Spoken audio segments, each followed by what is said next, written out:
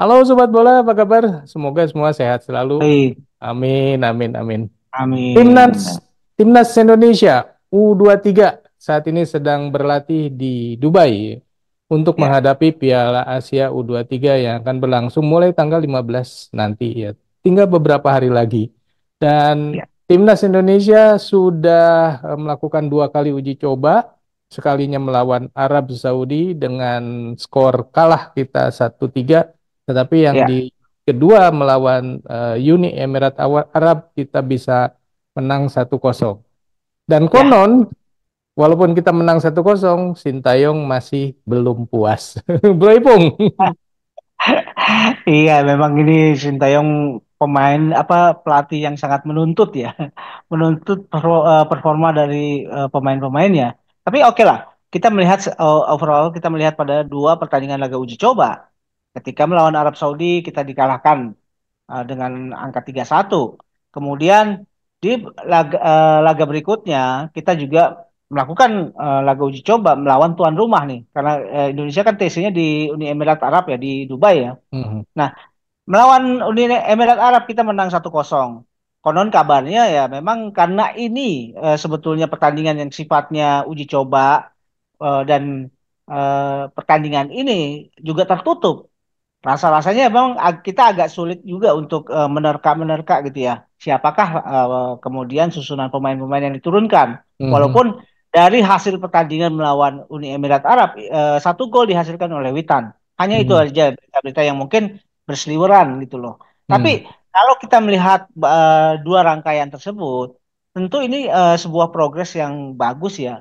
Ketika di pertandingan awal kemudian kita juga dalam proses kita beradaptasi dengan lingkungan baru, kemudian juga bagaimana STY di pertandingan pertama banyak melakukan rotasi, rotasi pada pemain-pemainnya di laga melawan Arab Saudi. Rotasi ini dimaksudkan STY untuk menatap pada pertandingan berikutnya. mhm, Siapakah dari pertandingan di laga melawan Arab Saudi itu yang kelihatan bisa bermain lebih baik dan bisa bermain secara kolektif. Itu yang kemudian disaring prosesnya. Nah, saringan kedua berikutnya itu dia turunkan pada saat melawan Uni Emirat Arab yang hasilnya juga trennya membaik ya. Ketika kalah dari 1-3 bisa menang 1-0 melawan Uni Emirat Arab, ini kan menjadi sebuah modal, modal utama buat para pemain juga untuk menata pertandingan di kompetisi yang sesungguhnya di Qatar nanti. Nah, tentu ini juga pertandingan kenapa Indonesia memilih Dubai sebagai base camp, karena Indonesia juga kan kebetulan satu grup dengan tuan rumah, agak riskan juga kalau TC itu dilakukan di Qatar, gitu loh. mhm. Berbeda dengan Malaysia ya. Malaysia kan TC-nya memang di Qatar karena dia kebetulan tidak satu satu grup dengan Qatar. Ya. Jadi fine-fine saja. Tapi ketika Indonesia memilih TC, yang dipilih adalah Dubai, dekat dengan Qatar. Tapi juga ini kan paling tidak bisa mengeliminir kalau misalkan ternyata ada mata-mata strategi, ada ahli yang bisa menjadi mengevaluasi Mhm, hasil-hasil yang didapat, hasil-hasil latihan dari timnas Indonesia ini kan mhm. dari tim lawan ini juga bisa membahayakan.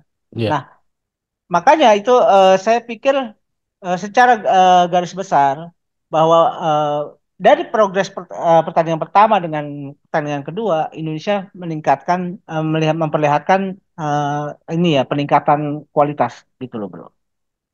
Sintayong sebenarnya melihat bahwa harusnya ada 3-4 gol nih. Lagi-lagi Ya, lini depan yang tumpul kayaknya ya. ya kan itu dia. Kenapa kemudian Ragnar Oratmangun kan ketika di tim senior bisa menciptakan gol dengan skill individu, ini kan juga memberikan harapan ya.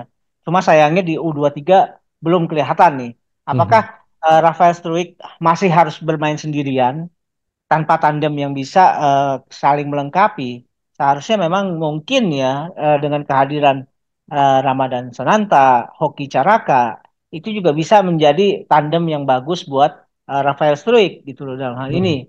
Tapi ya lagi-lagi ini kan sebuah proses yang masih berjalan. Mudah-mudahan juga dengan kehadiran Ragnar di timnas senior ini juga kan bisa memberikan transfer knowledge ya buat para striker-striker muda kita, bagaimana Mhm.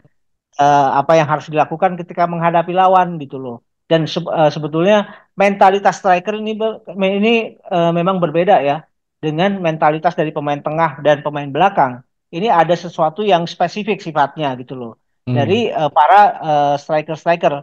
Mungkin saja striker-striker ini juga kalau kita melihat memperbandingkan bagaimana tingkat egonya, itu mungkin striker adalah pemain yang egonya paling tinggi ya. Tapi ego yang paling tinggi itu, kalau itu bisa dimanfaatkan dengan baik, itu menjadi sesuatu yang sangat bagus. Contoh Hmm. Cristiano Ronaldo itu kan pemain yang boleh dibilang egonya tinggi selangit ya.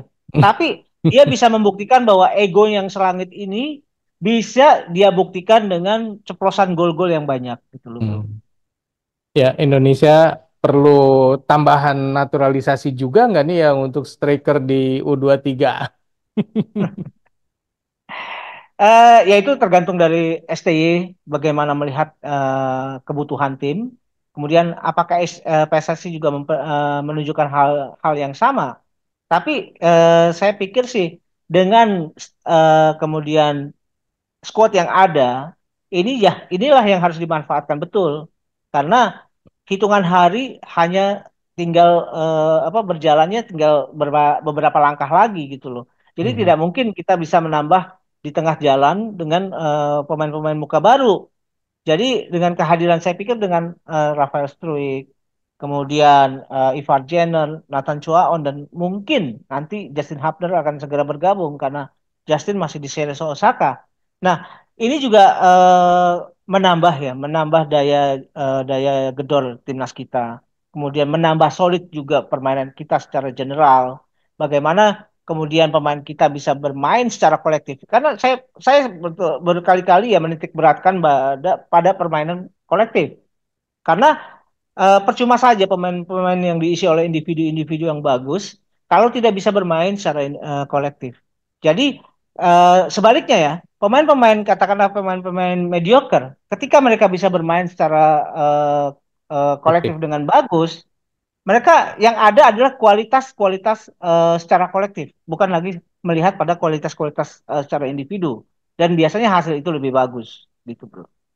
Kalau Indonesia timnas ini sudah bisa berhasil mengalahkan Uni Hmm. Emirat Arab dengan skor 1-0 dan bahkan Sintayong memperkirakan seharusnya bisa 3-4 gol lagi gitu ya. Ya, Apakah ini menunjukkan bahwa timnas Indonesia ini akan perkasa nih nanti di Piala Asia U23? saya sih melihat pada bagaimana Indonesia bisa mengatasi Qatar di laga pertama. Hmm. Itu yang momen yang paling penting. Karena biasanya laga pertama itu kan sebetulnya laga yang dua-dua kesebelasan ini pada tahap grogi nih sebetulnya. Hmm. Pada Hmm. tahap yang belum belum begitu nyaman dengan permainan dan aura kompetisi. Tapi kalau misalkan Indonesia bisa memanfaatkan momen di laga pertama dengan Qatar, apalagi kita punya modal kuat pengalaman melawan pemain-pemain dari Timur Tengah juga, melawan Arab Saudi, melawan Uni Emirat Arab, yang ya gaya-gaya permainannya mungkin mirip-mirip dengan Qatar. Ini kan sebagai modal gitu ya. Bagaimana pemain Indonesia akhirnya punya kepercayaan diri, punya pengalaman menghadapi pemain-pemain seperti itu gitu loh. Nah, Hmm. apalagi kita juga melihat jangan membayangkan juga bahwa Qatar yang kemarin jadi juara Asia sama dengan Qatar Under 23 itu Hmm. berbeda. Sangat mungkin Indonesia bisa mengatasi Qatar di laga pertama gitu loh. Hmm. Karena Qatar itu kalau nggak salah ya dari beberapa rangkaian uji coba yang U23 ya, Hmm. dari beberapa rangkaian uji coba yang mereka lakukan kalau nggak salah sampai 5-6 kali ya, mereka tuh lebih banyak menghasilkan minor gitu loh. Hmm. Hasil yang minor, hasil yang maksimal, hasil yang bagus ya mereka dapat dari pertandingan uji coba ketika melawan Malaysia yang baru-baru ini gitu loh. Di Hmm. Under 23 juga menang 1-0. Ya, selebihnya itu hasilnya ya fluktuatif. Nah, ini kan artinya menjadi gambaran bahwa kekuatan dari Qatar sendiri belum memperlihatkan kekuatan yang ajak ya. Kekuatan yang sangat mutlak gitu loh. Karena masih ada kemungkinan terjadi fluktuasi kualitas gitu, Bro.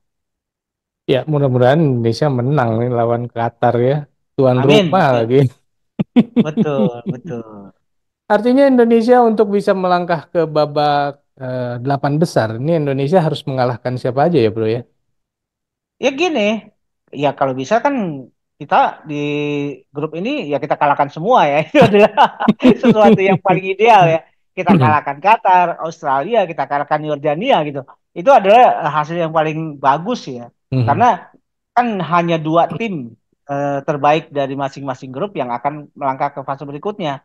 Ya, kalau melihat hitung-hitungan kayak gini ya, bagaimana Qatar juga belum punya formulasi yang pas untuk bisa menjaga kualitas permainan karena permainannya juga masih fluktuatif. Kemudian di laga berikutnya kita melawan Australia, ya memang Australia saya juga agak belum belum terlalu terinfo ya mengenai kekuatan mereka. Tapi di laga berikutnya kita akan melawan Yordania, paling tidak kita juga bisa menatap pengalaman dari pertandingan uji coba melawan Arab Saudi, pertandingan uji coba melawan Uni Emirat Arab, dan pertandingan laga pertama melawan Qatar. Ini adalah modal untuk melawan Yordania gitu, bro. Oke Sobat Bola, itulah obrolan kita mengenai Timnas U23 nih. Kalau menurut Sobat sendiri, Indonesia ini udah dikdaya belum nih? Udah perkasa belum dengan pasukan yang ada ini untuk bisa melibas semua tim yang ada di grup A Piala Asia U23? Silakan tulis komentarnya dan sekian dulu obrolan kita kali ini. Kita lanjut di obrolan lain. Sampai jumpa. Bye. Thank you, bro.